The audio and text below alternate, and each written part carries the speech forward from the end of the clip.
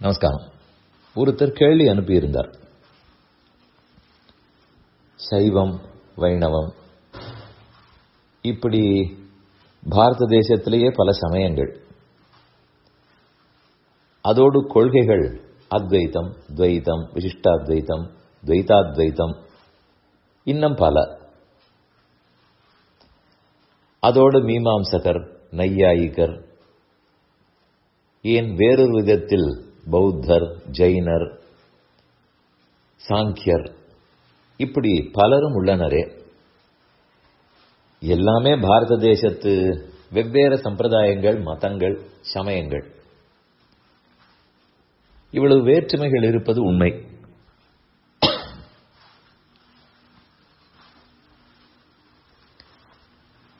ஒருத்தர் ஒன்றைத்தானே பின்பற்ற முடியும். அப்படி இருக்கும்போது அடுத்ததோடு சண்டை வராதா?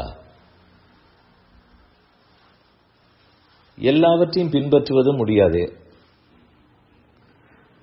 நான் செய்வனாக இருக்கலாம், வைணவனாக இருக்கலாம். அது அவரவர் குடும்பத்தின் வழி வந்தது, விருப்பத்தின் வழி ஏற்றது.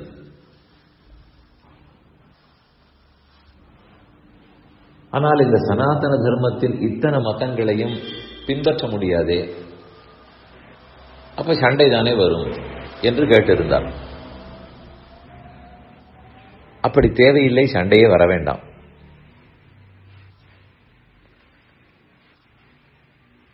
ஒரு மதத்தில் எனக்கு அக்கறை இருக்கிறது, அதன் கோட்பாடுகளையும் புரிந்து கொள்ள வேண்டும், அதுவும் பாரதத்தது என்கிற பெருமைப்பட வேண்டும்.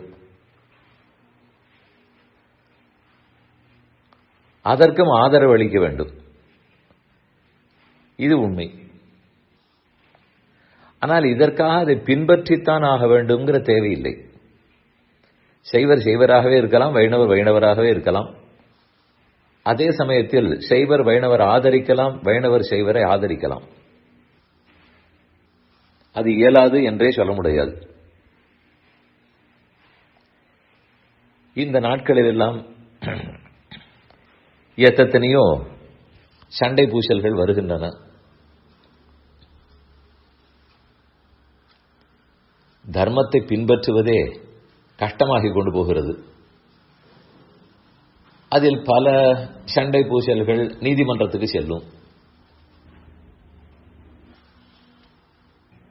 ஒரு கோயிலுக்கு, ஒரு மதத்துக்கு சாதகமாக தீர்ப்பு வரும். சைவத்துக்கு சாதகமாக வரலாம். அது சிவன் கோவிலாக இருக்கலாம், அங்கு சாதகமாக இருக்கும். மற்றொன்று பெருமாள் கோயிலாக இருக்கலாம், அதற்கு சாதகமாக தீர்ப்பு வரலாம். எப்படி வந்தாலும் இந்த பாரதத்தின் அடுத்த சமயத்தவர்களும் அதை கண்டு சந்தோஷம்தான் பட வேண்டும். தர்மம் ரட்சிக்கப்பட்டது என்று மகிழ வேண்டும். அதே போல ஒரு கோயிலில் ஏதோ தர்மம் பாதுகாக்கப்படவில்லை, அது இன்னும் நீதிமன்றத்தின் மூலமாகவும் வரவில்லை என்று இருக்கும்போது, சரி அது சிவன் கோவில் தானே என்று வைணவரோ, அது பெருமாள் கோவில் தானே என்று சைவரோ நிச்சயம் இருக்கக்கூடாது. இது சாத்தியமா? நான் ஒன்றை பின்பற்றினால் அதற்குத்தானே உண்மையாக இருப்பேன் நீங்கள் கேட்கலாம். நம் குடும்பம் இருக்கிறது, கணவன், மனைவி, மகள், மகன், அப்பா, அம்மா, இவர்கள்தான் நாம் நேரடி உறவு.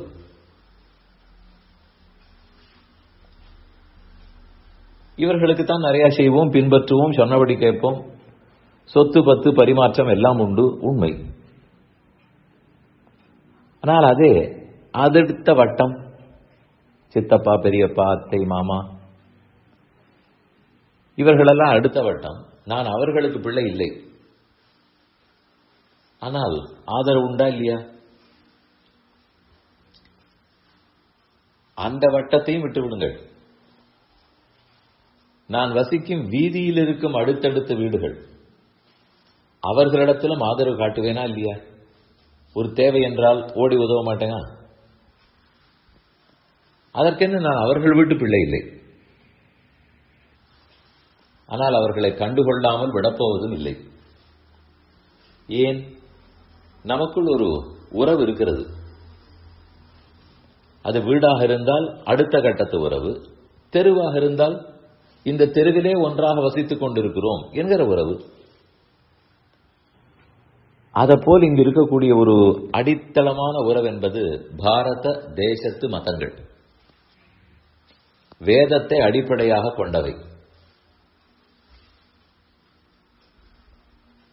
இதில் புத்த மதம், ஜெயின மதம் இவையும் பாரத தேசத்து மதங்களே.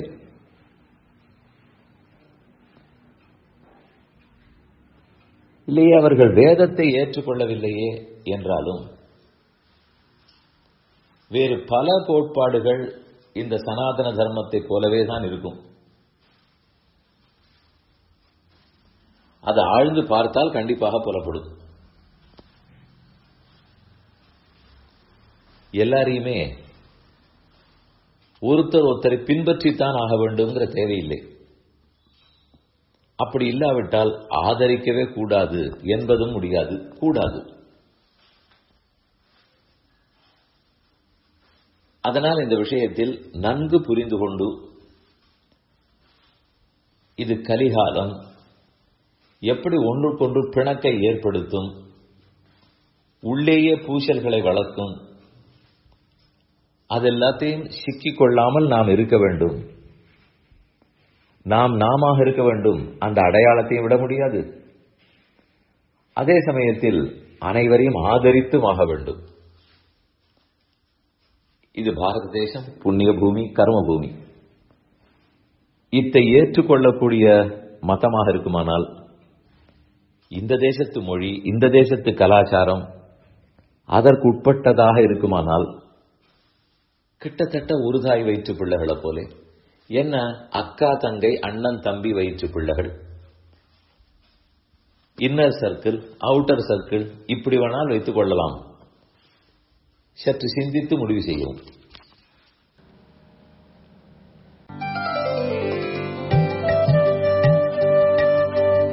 இந்த என் பணி ஆடியோவை உங்களுக்காக வழங்கியவர் வேலுக்குடி ஸ்ரீ கிருஷ்ணன் சுவாமி. இந்த ஆடியோவை தினமும் உங்கள் மொபைலில் பெற கிஞ்சித் என் பணி KINCHITENPANI